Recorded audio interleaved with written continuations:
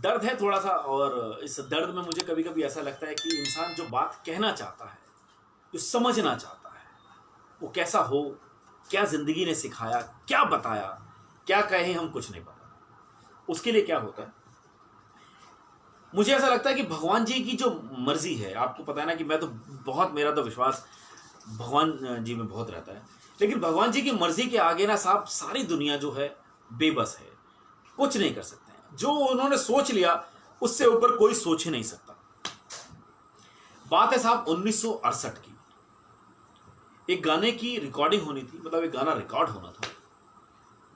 समस्या यह हुई कि जिन्होंने यह गाना की धुन बनाई, वो धुन बनाने के बाद इस दुनिया से रुखसत हो गए, चले गए। लेकिन जब उस गाने को रिकॉर्ड करना ही है तो जिम्मेदारी किसी ना किसी को अपने कांधों पे उठानी पड़ेगी।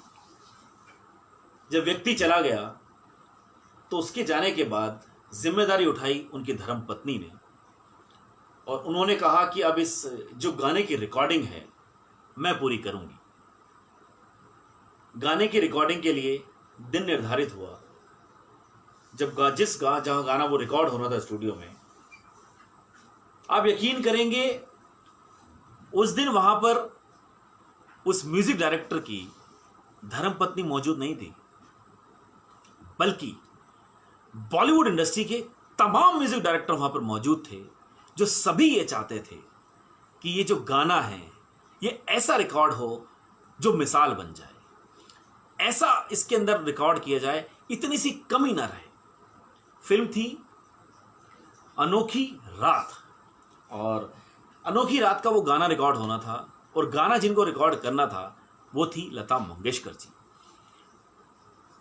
तमाम लोग जितने वहां पर मौजूद थे, सभी लोगों की आंखें नम तो थी लेकिन कुछ रो रहे थे।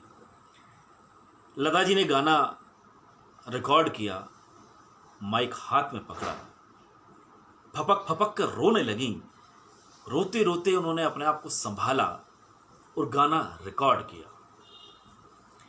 उस गाने की पूरी जितनी चीजें थी, इरा नागराज जी उनका नाम था, उनकी धर्मपत्नी का, क्योंकि वो खुद एक सिंगर थी और बंगाली गायिका थी। आकाशवाणी से उनका संबंध रहा, और हालांकि हम जिनकी बात कर रहे हैं आप शायद समझ गए होंगे, हम रोशन साहब की बात कर रहे हैं। रोशन साहब भी आकाशवाणी का हिस्सा रहे और वहीं पर उन दोनों की मुलाकात भी हुई थी। तो जो फिल्म, जो गाने का टेस्ट है वो बखूबी जानते थे, लेकिन सभी म्यूजिक डायरेक्टर के मन में एक ही बात थी कि गाने के अंदर इतनी सी कोई कमी ना रहे।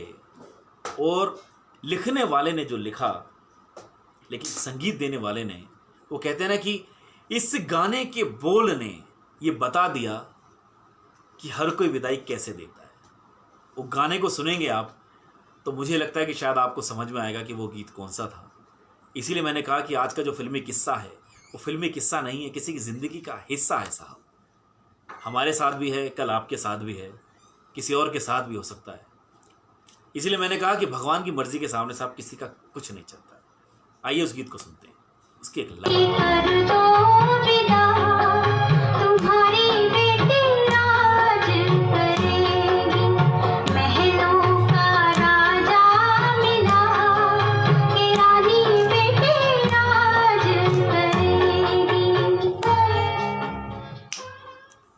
साहब, ये गाना जो था ना, गाना खत्म होने के बाद हर कोई एक दूसरे से लिपट कर रो रहा था, क्योंकि रोशन साहब इस दुनिया को अलविदा कह गए थे। वो संगीतकार जिन्होंने ना जाने कितने